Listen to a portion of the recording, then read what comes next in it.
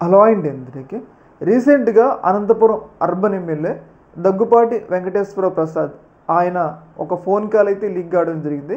ఆ ఫోన్ కాల్లో ఆయన మాట్లాడిన మాటలు అనేవి ఎన్టీఆర్ గారి ఫ్యాన్స్కి తీవ్రస్థాయి ఆగ్రహాన్ని అయితే కలిగించిందన్నమాట. ముఖ్యంగా ఎన్టీఆర్ గారిని అనరాని మాటలు, అంటే మనం బయటికి చెప్పుకోని మాటలు కూడా ఆ స్థాయిలో బూతులు ఎన్టీఆర్ గారి మీద వాడటమే జరిగిందనమాట. అయితే ఈ సందర్భంలో ఏదైతే దగ్గుపాటి వెంకటేశ్వర ప్రసాద్ క్షమాపణ చెప్పారు, ఏదైతే ఒక వీడియో రిలీజ్ చేసి క్షమాపణ చెప్పారు, నాకు ఎన్టీఆర్ గారు అంటే చాలా అభిమానం ఉంది అని చెప్పేసి క్షమాపణ చెప్పారు. అయితే ఈ అంశాన్ని ఎన్టీఆర్ గారి ఫ్యాన్స్ మాత్రం చాలా సీరియస్గా తీసుకున్నారు. ఎందుకంటే ఆ భాష అనేది చాలా దారుణంగా ఉందన్నమాట, మామూలు భాష కాదనమాట.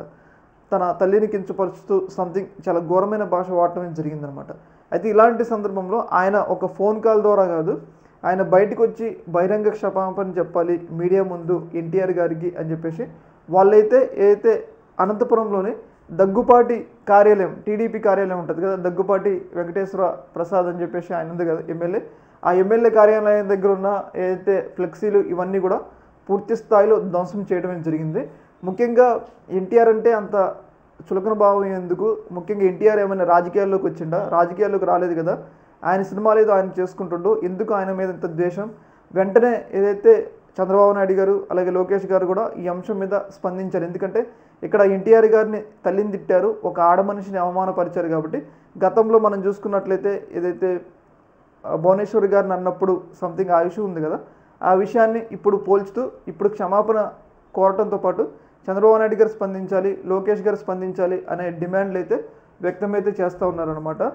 ఏదైనా కానీ అప్పుడు ఆడవాళ్ళని అన్నప్పుడు ఎన్టీఆర్ గారు స్పందించాలని కోరారు కదా, ఇప్పుడు ఎన్టీఆర్ గారి తల్లిని తీవ్రస్థాయిలో అవమానపరిచారు, మరి ఇప్పుడు మీరు స్పందించరా అని చెప్పేసి ఏదైతే ఆ వెంకటేశ్వర ప్రసాద్ పార్టీ నుంచి సస్పెండ్ చేయాలి, అలాగే బయటకు వచ్చి ఎన్టీఆర్ గారికి బహిరంగ క్షమాపణ చెప్పాలి అని చెప్పేసి డిమాండ్లు అయితే వ్యక్తం అయితే చేస్తూ ఉన్నారనమాట.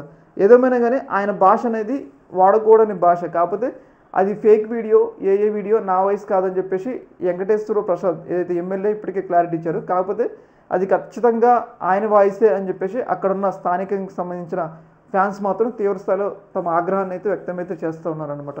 ఏదేమైనా కానీ ఈ ఇష్యూ లోకేష్ గారికి ఎన్టీఆర్ గారికి గ్యాప్ పెరుగుతుంది.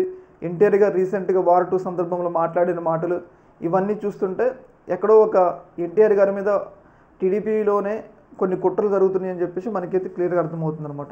ఈ యొక్క అంశంలో మీ యొక్క అభిప్రాయాన్ని కింద కామెంట్లో తెలియజేయండి. ఓకే మరి.